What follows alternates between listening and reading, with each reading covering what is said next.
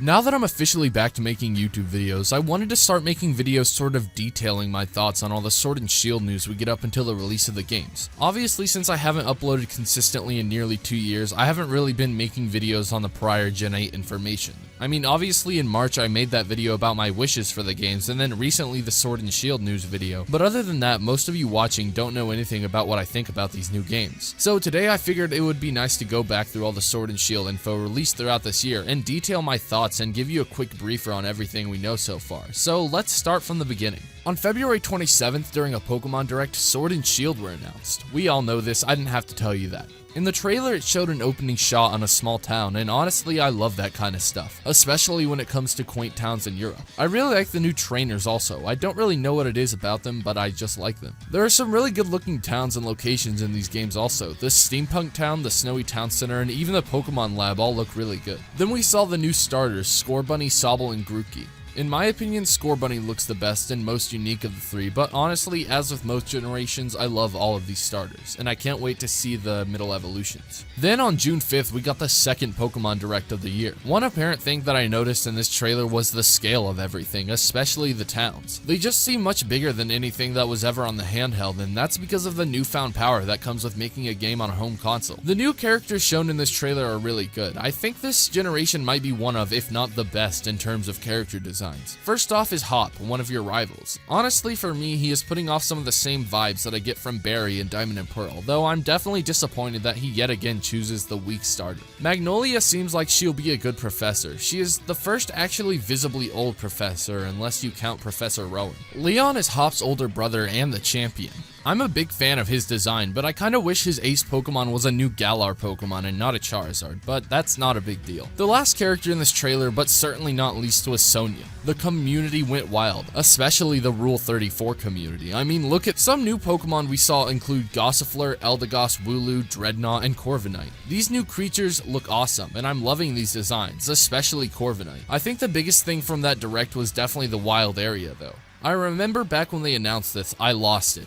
This looks so cool, and like someday I want a truly open world Pokemon game, but this is definitely a start. Plus, I love the overworld Pokemon in Let's Go, and that feature is going to be awesome in a Pokemon game that isn't a remake. The last thing revealed in the trailer was Dynamax and Max raid battles. If you want to know my thoughts on Dynamax though, check out this video where I talk about the feature in depth. After that, things seemed to pick up. Everybody was hyped about the games, until E3. But first, let's talk about the good things that happened.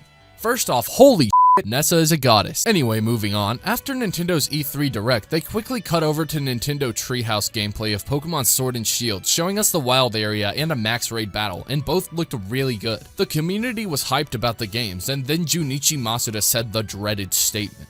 And so what that means for Pokemon Sword and Shield is that players will be able to transfer their Pokemon from Pokemon Home only if they appear in the Galar region Pokedex. My brief statement on that is that it's kind of dumb that the entire community was hyped for the games 30 seconds before Masuda said that there wasn't going to be a national dex, and then literally right after people were nitpicking. Like seriously, shut the hell up about this damn tree. Yamper and Impidimp were also unofficially revealed at E3. I think right after E3 is when we figured out that the Champion Cup was going to work like the Pokemon League does in the anime, and I am super hyped about that because like I said in last week's video, I love the Pokemon anime. This is probably going to be one of my favorite parts about the game. In early July, they released a trailer further detailing some of the features and revealing new Pokemon. Yamper was officially revealed, and he's a really cute electric corgi Pokemon, but for some reason they didn't officially reveal Impidimp, and they still haven't. Alchemy was announced and it looks kind of cute, not gonna lie. I really like Rollicully's design as well. Duraludon is cool, but I don't get why he is a Dragon Steel type. He looks much more like an Ice and Steel type.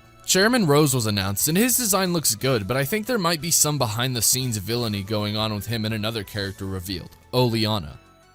Alistair was revealed to be a Ghost-type gym leader exclusive to Pokemon Shield, and in Pokemon Sword, the exclusive gym leader is a Fighting-type trainer by the name of Bee. And holy sh! Finally for that trailer, we saw Gigantamaxing, and once again, watch my video if you want to know my thoughts on everything related to them. That being said, Alchemy's Dynamax is really good, and Dreadnought is cool as well, but Corviknight looks like he just spread his wings, and got big, obviously. The next trailer started strong, immediately revealing the return of regional variants. Galarian Weezing is a pretty funny design with the top hat smokestacks, and I'm excited to get the chance to use him in Sword and Shield. Galarian Zigzagoon and Linoon are very good because they confirm the existence of regional variants outside of Generation 1 Pokemon. But the biggest one is Obstagoon, which means we will likely be seeing evolutions of older Pokemon in the form of regional variants, and that's awesome. Murpico is an interesting concept. I like its design, but that's pretty much all I have to say about it. I'll be honest, I didn't really have a problem with friendlier rivals, but Beat is definitely looking like the kind of rival that makes you want to wipe the floor with him, and that's gonna be really awesome. Besides, for people like me, we have Hop. Next up is Team Yell, and they'll probably be like the side to the actual villains of the game, similar to Team Skull and the Aether Foundation in Sun and Moon, but I definitely like how they're basically the Pokemon community right now. And then we have Marnie, who is looking to be another one of your rivals. She is the one that Team Yell follows around and does anything to make win every battle, whether she likes it or not. Shortly after that, we got a competitive trailer reveal at the World Championships that showed off a bunch of new abilities, moves, and items. And not too long ago in the Nintendo Direct, we got new Pokemon such as Cramorant. I honestly love this guy's design. It's so derpy, and its ability is unique too. The animation for this is also great. Other than that, we got Poltergeist, or should I say, Poltegeist. I'm a big fan of the name, as you can see. Not so much the design, and as nitpicky as it is, it's only because of those legs hanging from the bottom. They look so weird. Next up is Pokemon Camp, and I love this. Pokemon Ami and Refresh were one of my favorite parts of the 3DS era, and I'm extremely glad that it's back and better than ever before. Also, there's this one clip with a bunch of evolutions that I think might be hinting to a new evolution, and we got the confirmation of a ton of different alchemy flavors too.